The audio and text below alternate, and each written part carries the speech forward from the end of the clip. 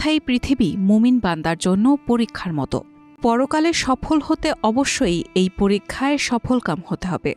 যারা আল্লাহ তাআলাকে যথাযথভাবে মানবে তাদের জন্য রয়েছে জান্নাতের সুসংবাদ, অন্যথায় মিলবে জাহান্নামের কঠোর শাস্তি।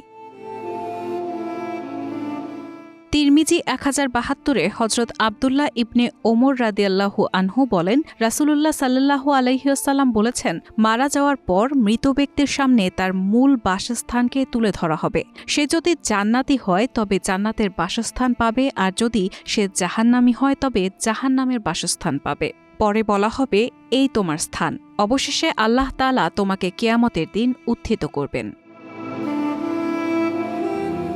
তবে দুটি কাজ রয়েছে যার জন্য মানুষ সবচেয়ে বেশি জাহান্নামী হবে। তিরমিজি 2004-এ আবু হুরায়রা রাদিয়াল্লাহু আনহু থেকে বর্ণিত, রাসূলুল্লাহ সাল্লাল্লাহু আলাইহি সাল্লামকে একবার প্রশ্ন করা হলো, কোন কাজটি সবচেয়ে বেশি পরিমাণ মানুষকে জান্নাতে নিয়ে যাবে? জবাবে রাসূলুল্লাহ সাল্লাল্লাহু আলাইহি ওয়াসাল্লাম বলেন, আল্লাহ ভীতি, সদাচার ও উত্তম চরিত্র। পরে আবারও নবীজিকে প্রশ্ন করা হলো, কোন কাজটি সবচেয়ে বেশি পরিমাণ মানুষকে জাহান্নামে নিয়ে যাবে? জবাবে রাসূলুল্লাহ সাল্লাল্লাহু আলাইহি ওয়াসাল্লাম বললেন, মুখ ও লজ্জাস্থান, অর্থাৎ এই দুই অঙ্গের মাধ্যমে কৃত গুনাহের কারণে মানুষ সবচেয়ে বেশি জাহান্নামে যাবে। বুখারী 6030-এর অপর হাদিসে এসেছে, সাহাল ইবনে সাদ রাদিয়াল্লাহু আনহু বর্ণনা করেন, রাসূলুল্লাহ সাল্লাল্লাহু আলাইহি ওয়াসাল্লাম বলেছেন, যে ব্যক্তি আমার জন্য তার দুই চোয়ালের মধ্যবর্তী বস্তু এবং দুই রানের মাঝখানের বস্তুর হেফাজত করবে, আমি তার জন্য জান্নাতের দায়িত্ব গ্রহণ করি। এক্ষেত্রে বুখারী 6005-এর হাদিস অনুযায়ী জাহান্নামের অধিকাংশ বাসিন্দা হবে নারী। ইমরান ইবনে হুসাইন রাদিয়াল্লাহু আনহু থেকে বর্ণিত, রাসূলুল্লাহ সাল্লাল্লাহু আলাইহি ওয়াসাল্লাম বলেছেন, আমি জান্নাতের মধ্যে তাকিয়ে দেখলাম যে অধিকাংশ জান্নাতবাসী গরিব, এবং আমি জাহান্নামের দিকে তাকিয়ে দেখলাম যে অধিকাংশ জাহান্নামী স্ত্রীলোক।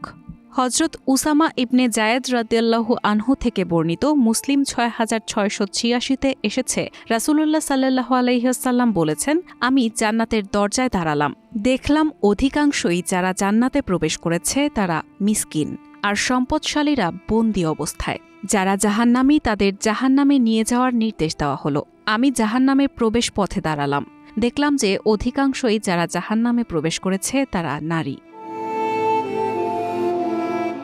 অন্যদিকে সহিহ মুসলিম হাদিস 168-এ আবদুল্লাহ ইবনে মাসুদ রাদিয়াল্লাহু আনহু থেকে বর্ণিত একটি হাদিসে এসেছে, রাসূলুল্লাহ সাল্লাল্লাহু আলাইহি ওয়াসাল্লাম বলেছেন, যার অন্তরে সরিষার দানা পরিমাণ ঈমান থাকবে সে জাহান্নামে প্রবেশ করবে না, আর যে ব্যক্তির অন্তরে এক সরিষার দানা পরিমাণ অহমিকা থাকবে সে জান্নাতে প্রবেশ করবে না। রায়হানা মুন, প্রবাস খবর।